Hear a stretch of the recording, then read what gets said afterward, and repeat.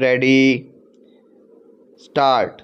Sir, before the House adjourned for lunch yesterday, I had started speaking on the Essential Commodities Amendment Bill. I have got here with me the bill as introduced.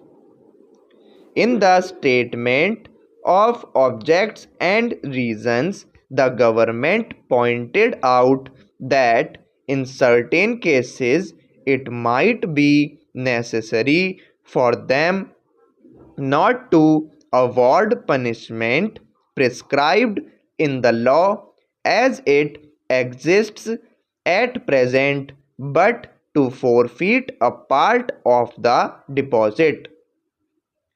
This relates to minor offences under the Essential Commodities Act. I can quite understand this, and generally, therefore, nobody would oppose this thing. But the question that I wish to raise in this connection before the House is the manner in which this act is being implemented by the government and also by the state governments. I mention the state governments because here is a measure which is sponsored by the Ministry of Food and Agriculture, and in regard to many aspects of which I believe the central government has concurrent jurisdiction, but much is left to the states. Our experience has been, especially in the state from which I come, namely West Bengal, that this act is not implemented properly by the state authorities because of various connections of certain people high up with the big business and others indulging in speculation, hoarding, and so on.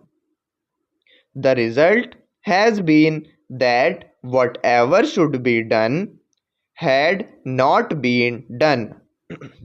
The central government has got powers under this act to make rules, to give directions to the states, and to supervise the manner in which the particular measure is administered by the states.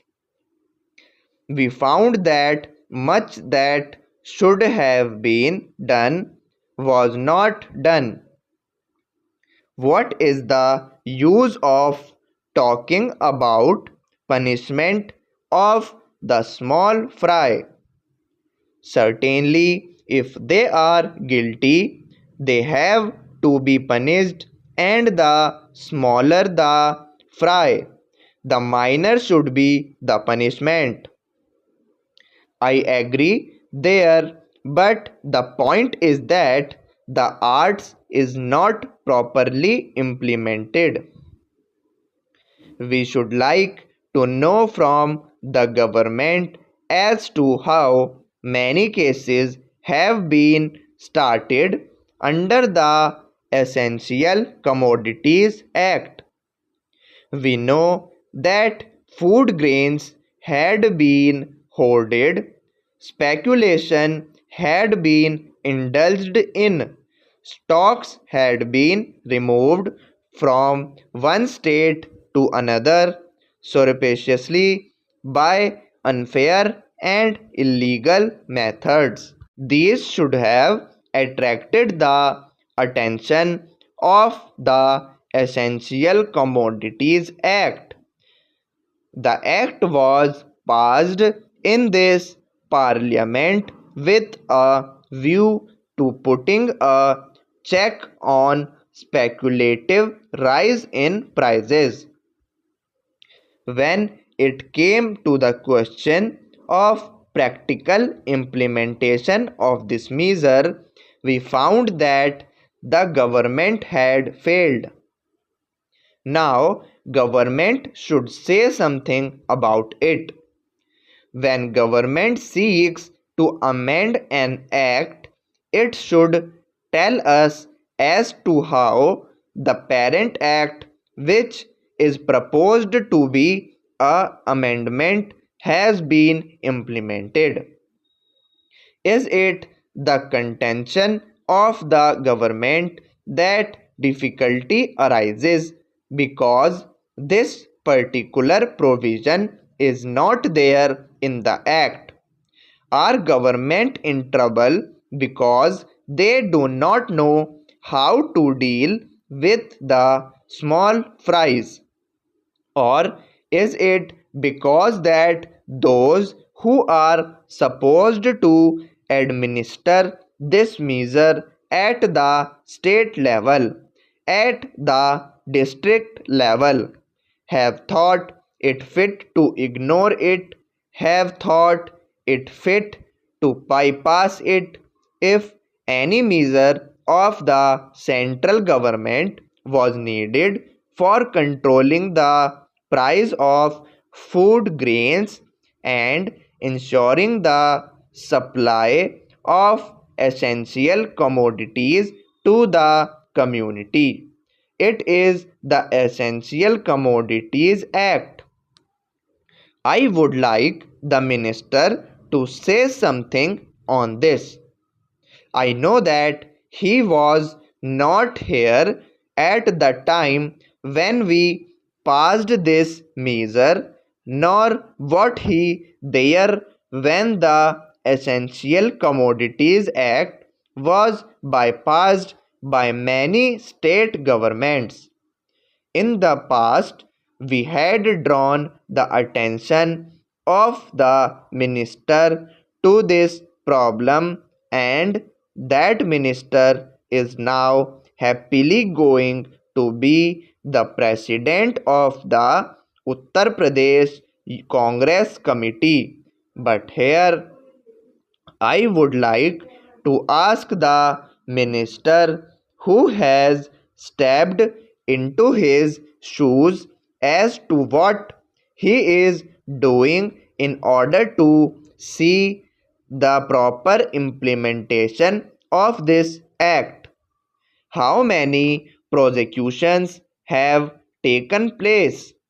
The small people, of course, should be dealt with very mildly. I agree and I support the measure, but taking the law as it is today, without this amendment, it empowers government to deal very effectively so far as the provisions of the law go with the big traders, wholesalers, and profiteers.